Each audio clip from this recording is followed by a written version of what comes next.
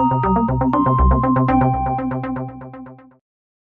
name is Vivian Mannerud, and I am the president of Airline Brokers Company, who has been servicing the charter business to Cuba since 1982. At the beginning of 1982, the majority of our passengers originated in Cuba. They were Cuban nationals coming here for 3 or 4 month visits.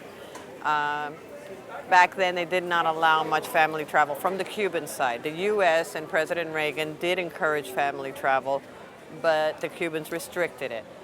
Since then, it evolved where there aren't that many Cuban nationals coming for temporary visits, and more family travel has occurred.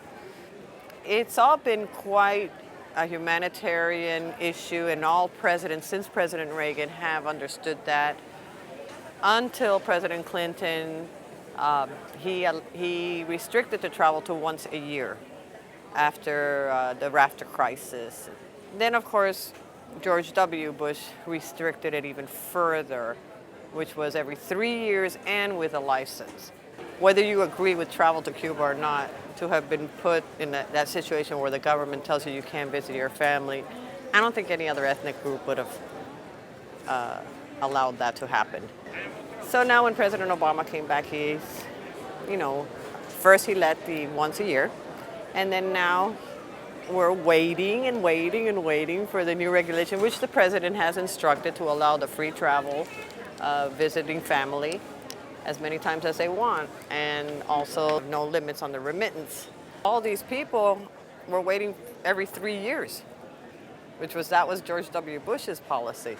So all of a sudden when President Obama said once a year, these are people that have been waiting 2 and 3 years to go see their family, and they want to go now. Well, I'm going because my family still live there. My mom, my grandma, my brother. Well, I hope that it will be unrestricted one day. Because regardless all the problems or economic problems or political problems. Everybody that goes there is to see their family. It's kind of hard to live apart from them.